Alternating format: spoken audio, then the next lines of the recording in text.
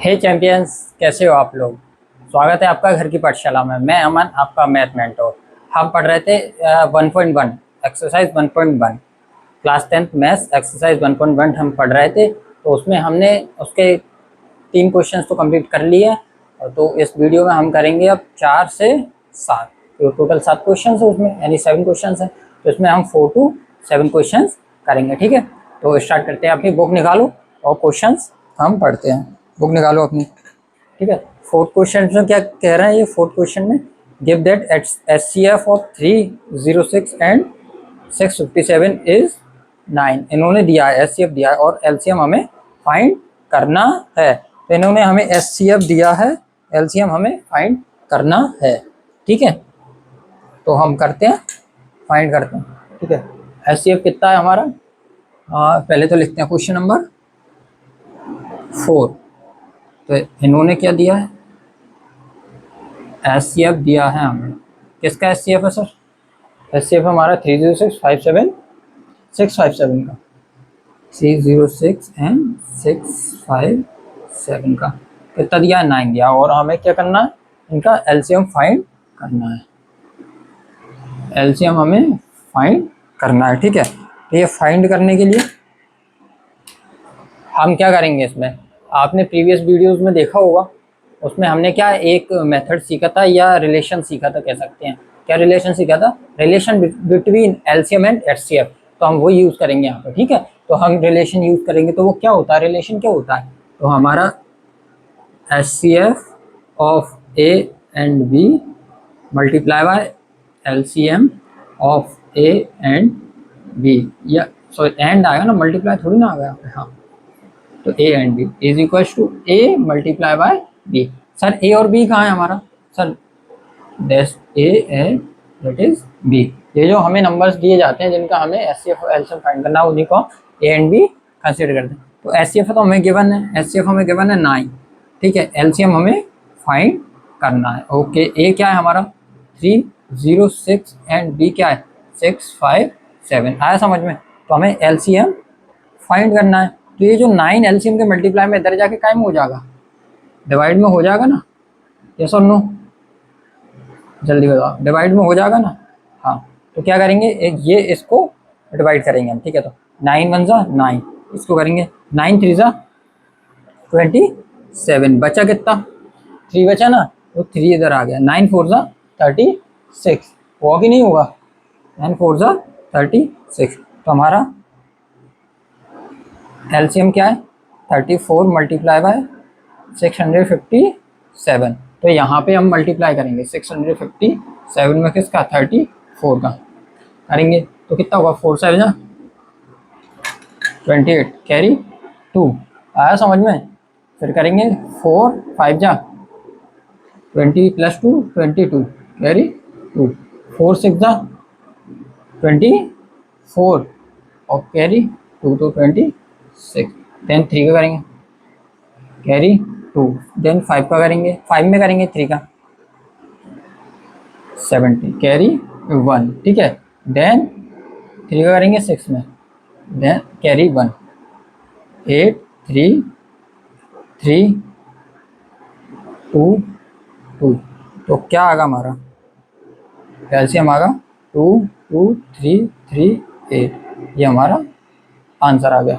क्या आ गया हमारा? आंसर आ गया। ठीक है, अब नेक्स्ट क्वेश्चन करते हैं, क्वेश्चन नंबर 5।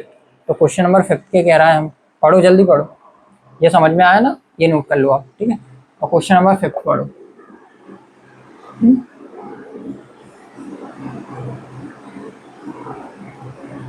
क्वेश्चन नंबर 5 पढ़ो जब तक।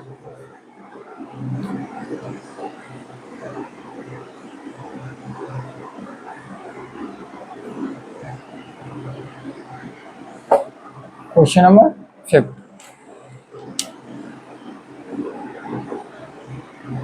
क्वेश्चन नंबर 5 में क्या कह रहा है, check whether 6 to power n can end with the digit 0 for any natural number n।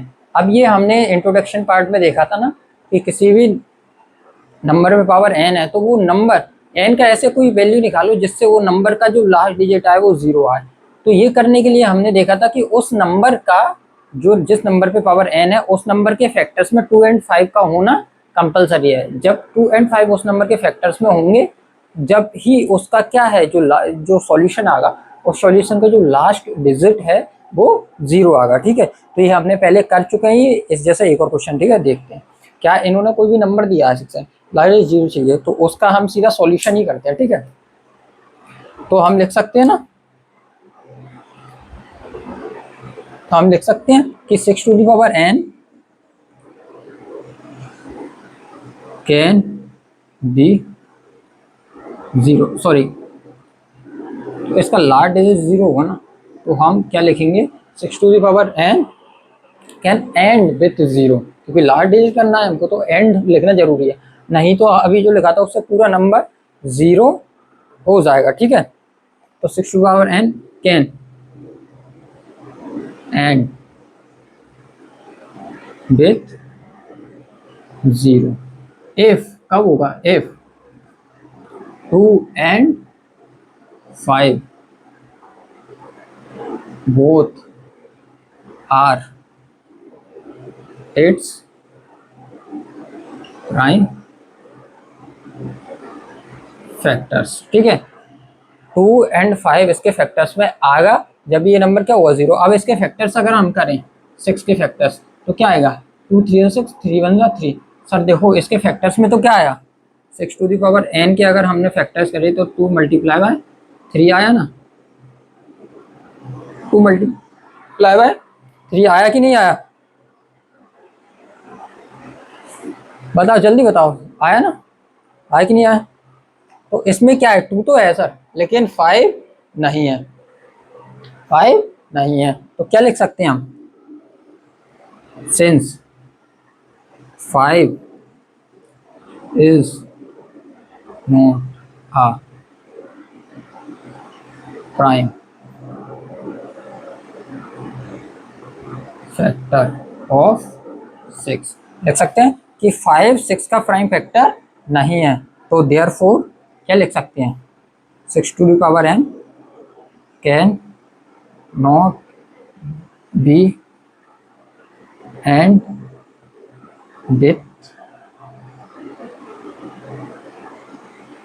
0, लिख सकते हैं ना 6 power n can not be end with 0, तो ये 0 पे एंड नहीं होगा। आया समझ में या नहीं आया, यस और नो जल्दी बताओ, यस और नो, जल्दी जल्दी जल्दी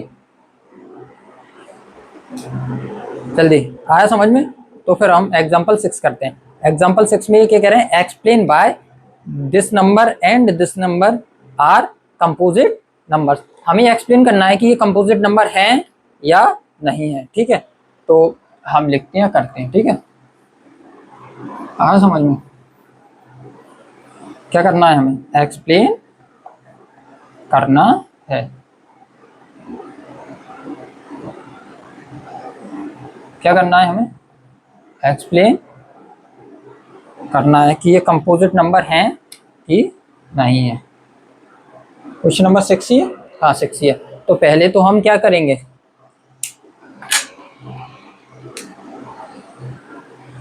लेट मानेंगे जो भी नंबर है उसको x मानूं, एक नंबर को मानना तो पड़ेगा क्योंकि नंबर बहुत बड़ा है। तो नंबर क्या है 7 multiply by 11 multiply by 13 plus 13, 7 multiply by 11 multiply by 13 plus 13, then 2 parts में डिवाइड करें। हाँ, y इज इक्वल टू क्या है हमारा number 7 multiply by 6 multiply by, ठीक है, plus 5, 7 multiply by 6 multiply by 5 multiply by 4 multiply by 3 multiply by 2 multiply by 1 plus 5 I think, हाँ plus 5, ठीक है ये है।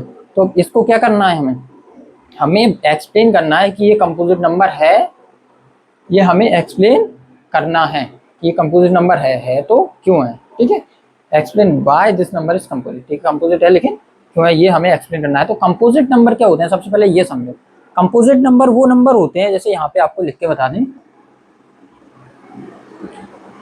कंपोजिट नंबर्स, कंपोजिट नंबर वो नंबर होते हैं जिनके फैक्टर्स या तो 1 हो या वो नंबर इटसेल्फ यानी खुद हो या कोई अदर एक्स वाई जेड उसके फैक्टर्स हों। तो हम क्या कहना चाह रहे हैं, हम ये कहना चाह रहे हैं कि कंपोजिट नंबर वे नंबर होते हैं जिनके फैक्टर्स 1 या वो नंबर खुद या उसके अलावा और कोई नंबर होते हैं। आया समझ में? तो वो क्या होते हैं कंपोजिट नंबर। दैट मीन्स कि कंपोजिट नंबर के 2 से ज्यादा फैक्टर्स हो सकते हैं। आया समझ में? 2 से ज्यादा फैक्टर्स हो सकते हैं, तो मोर देन 2 फैक्टर्स। आया समझ में? पहले ये चीज समझो, ठीक है। 2 से ज्यादा फैक्टर्स हो सकते हैं, ठीक है। तो अब हम इसको सॉल्व करते हैं इसी बेस पे, ठीक है। आया समझ? तो इसको सॉल्व करो। इसको सॉल्व कैसे करें सर? सर देखो कुछ भी कॉमन आ रहा है क्या? हाँ सर, इधर मेरे को 13 कॉमन दिख रहा है, इधर मेरे को 5 कॉमन दिख रहा है। दिख रहा है कि नहीं दिख रहा? देखो ये है, इधर मेरे को 13 कॉमन दिख रहा है और इधर मेरे को 5 कॉमन दिख रहा है। यस और नो? यस और नो दिख रहा है ना? हाँ। तो सर क्या होगा? सर इसको कुछ नहीं होगा, सॉल्व करेंगे और ये सॉल्व होगा, क्योंकि चीख चीख के बोल रहा है कि मुझ में से 13 कॉमन लो, ये चीख चीख के बोल रहा है कि मुझ में से 5 कॉमन लो। आपको आवाज़ सुनाई दे रही है ना? हाँ बिल्कुल। तो क्या करेंगे, यहाँ से 13 कॉमन ले लेंगे। 13 जब कॉमन लेंगे तो अंदर क्या बचेगा? 7 multiply by 11 multiply by 13 common आया तो इसकी जगह पे 1 प्लस 13 कॉमन आया इसकी जगह पे 1, ठीक है। x इज इक्वल टू 13, इधर अंदर सॉल्व करेंगे। 11 7 जा 77 का मल्टीप्लाई करेंगे 1 से तो 77 प्लस 1, ठीक है। x इज इक्वल टू 13, इधर करेंगे 77 प्लस 1 78, तो x is equal to 13 multiply by 78, ठीक है। तो इस नंबर का ये जो पूरा हमें नंबर दिया गया था, इसके फैक्टर्स एक तो 1 है और ये पूरा नंबर है। इसके अलावा इसके फैक्टर्स में मेरे को 13 भी मिला और 78 भी मिला, क्योंकि इसको हमने x माना और x के फैक्टर हमारे पास क्या आए? 13 और 78 आए कि नहीं आए? हाँ सर आए, ठीक है। ये याद रखो। अब यहाँ पे देखो sir y is equal to, sir यहाँ पे हमने क्या 5 कॉमन लिया, तो क्या आया हमारे पास? 7 multiply by 6 multiply by 5 common आया तो उसकी जगह पे 1 multiply by 4 multiply by 3 multiply by 2 multiply by 1 plus 5 common आया उसकी यहाँ पे 1, ठीक है। आया समझ में? Then y is equal to 5, इसको सॉल्व करो। 7 6 जा 42 मल्टीप्लाई बाय 42, 1 का करेंगे कोई मतलब नहीं है, ठीक है। 4 3 जा 12 12 2 जा 24 24 1 जा 24 प्लस 1। आया समझ में? y is equal to 5। Sir यहाँ पे क्या आएगा? यहाँ पे आएगा 1009। सर कैसे? क्योंकि सर इनका अगर हम मल्टीप्लाई करेंगे तो 1008 आएगा, इनका मल्टीप्लाई करने में प्लस 1। आया समझ में? तो अब ये y is equal to 5 multiply by 1009, ठीक है। यस और नो? यस और नो समझ में आया? आया। तो सर ये y हमारे पास कोई एक नंबर था, तो सर यहाँ देखो y के हमारे पास कितने फैक्टर्स होने चाहिए? कितने फैक्टर होने? हमें सबसे पहले हमें क्या प्रूव करना है या एक्सप्लेन करना है कि सर ये एक कंपोजिट नंबर है y, सर x एक कंपोजिट नंबर है। अगर है तो क्यों है? तो सर कोई भी नंबर कंपोजिट नंबर कब होता है? जब उसके 2 से ज्यादा फैक्टर्स होते हैं। तो सर यहाँ पे देखो इस पूरे नंबर का एक फैक्टर तो 1 होगा, क्योंकि 1 का इसमें हम डिवाइड कर सकते हैं, ठीक है। दूसरा फैक्टर क्या होगा? ये नंबर खुद होगा, उसका हम इसमें डिवाइड कर सकते हैं। सर तीसरा क्या होगा? सर 5, सर 5 का हम इसमें डिवाइड कर सकते हैं। देन एक और क्या होगा? सर 1009, तो इसका हम इसमें डिवाइड कर सकते हैं। तो सर इसके 2 से ज्यादा फैक्टर्स आए ना? आए ना? हाँ, तो यही समझाना चाह रहे हैं। तो इसके 2 से ज्यादा फैक्टर्स आ गए हैं, ठीक है। तो सर इसके भी 2 से ज्यादा फैक्टर है, इसके भी 2 से ज्यादा फैक्टर है, तो हम कह सकते हैं ना कि ये क्या है? कंपोजिट नंबर है। लिख सकते हैं? बताओ कह सकते हैं कि नहीं कह सकते? ठीक है, कह सकते हैं ना? तो लिखें both numbers x and y more than 2 factors. 2 से ज्यादा फैक्टर्स हैं इसके, मोर देन 2 फैक्टर्स। ठीक है, आया समझ में? तो हम क्या कह सकते हैं, देयरफॉर, क्या कह सकते हैं, therefore these numbers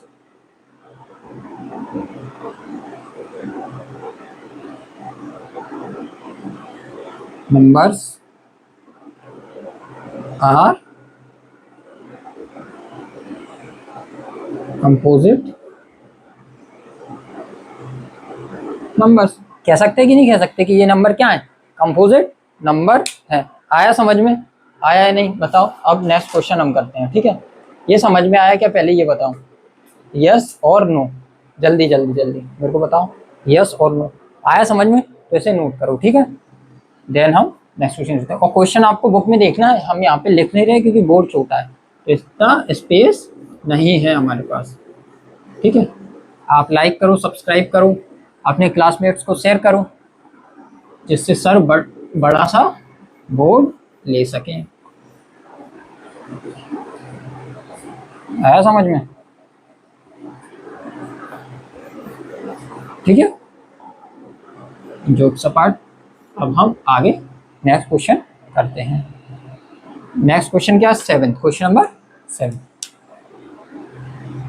question number 7 क्या कह रहा है, 7 क्वेश्चन तो थोड़ा सा बड़ा है, पढ़ते हैं इसको। हाँ, देयर इज सर्कुलर पाथ। अच्छा, एक सर्कुलर पाथ है हमारे पास। क्या है सर, एक सर्कुलर पाथ है हमारे पास। हमने क्या बनाया, ये एक सर्कुलर पाथ। ठीक है, आया समझ में? सब बनाया। There is circular path around the sports field. एक कोई स्पोर्ट्स फील्ड है, उसके अराउंड एक सर्कुलर पाथ है। ठीक है, अब Sonia takes 80 minutes to drive 1 round off the field. अब ये सर्कुलर पाथ है, तो सोनिया क्या लगा, यहाँ से दौड़ना स्टार्ट करती है, तो वो क्या फील्ड का एक राउंड लगाने में उसको 18 मिनट्स लगते हैं। And while Ravi takes 12 minutes. ठीक है, सॉरी, रवि को कितना टाइम लगता है, 12 मिनट्स लगते हैं। रवि को कितना टाइम लगता है, 12। सोनिया को 18 और रवि को 12 मिनट्स लगते हैं। तो ये क्या कह रहे हैं, suppose they both start at the same point. अब सपोज करो ये दोनों सेम पॉइंट से स्टार्ट करते हैं। ठीक है, एंड द सेम टाइम, और सेम टाइम पे स्टार्ट करते हैं। ठीक है, and go in the same direction, और सर सेम डायरेक्शन में ये जाते हैं। मान के चलो रवि और एक और क्या नाम था इसमें, रवि एंड सोनिया, दोनों सेम पॉइंट से सेम टाइम पर और सेम डायरेक्शन में दौड़ना स्टार्ट करते हैं। अब ये क्या कह रहे हैं, after how many minutes will they meet again at the starting point. अब ये कितने मिनट बाद स्टार्टिंग पॉइंट पे आके खड़े होंगे। तो क्या है, सोनिया को कितना समय लगता है, सोनिया को समय लगता है हमारा 18 मिनट। ठीक है, और एक और क्या नाम था, सोनिया को 18 मिनट, एंड रवि को क्या लगता है 12 मिनट्स। रवि को कितना 12 मिनट्स लगते हैं। ठीक है, आया समझ में? अब देखो, अब समझो अब समझो क्या है, ये चैप्टर में हम क्या पढ़ रहे हैं, एलसीएम एंड एचसीएफ के बारे में। तो इसको सॉल्व करने के लिए भी हम एलसीएम का ही यूज करेंगे ना, एलसीएम या एचसीएफ का। तो इसमें बेसिकली हम एलसीएम का यूज करेंगे, क्योंकि ये दोनों जो नंबर हैं, मतलब दो जितना इनको समय लग रहा है, उनका अगर हम एलसीएम फाइंड करें, उनका अगर हम एलसीएम फाइंड करें, तो जो हमारे पास नंबर आएगा उतने ही मिनट इनको दोबारा उस पॉइंट पर आने में लगेंगे। ठीक है, तो उसके लिए हमें कुछ लिखना पड़ेगा। ठीक है, तो लिखते हैं द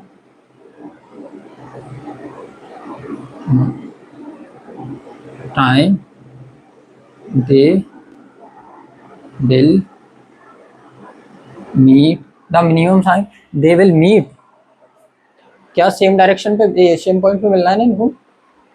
हाँ, meet is the minimum time they will meet is the, वो टाइम क्या है, LCM of CM of 18 and 12 हम बोल सकते हैं। ठीक है, तो सर 18 एंड 12 का हमको एलसीएम फाइंड करना है, तो यहाँ पे करो, 18 का इधर करो, 12 का इधर करो, 18 करो, 2 9 जा।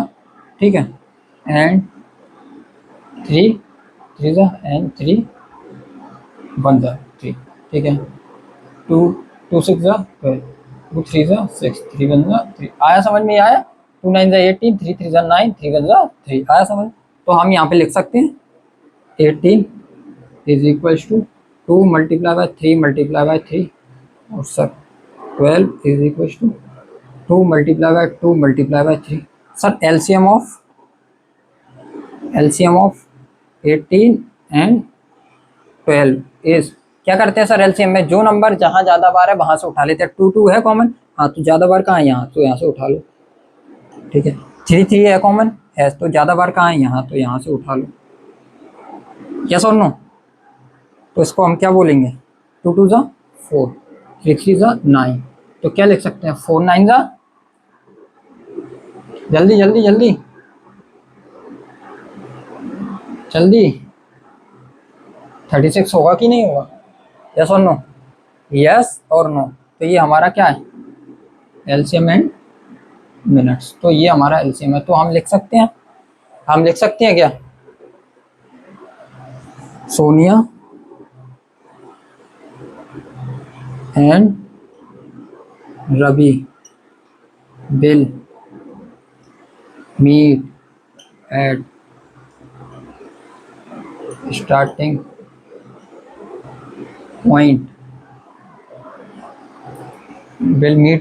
पॉइंट, आफ्टर कितना मिनट? 36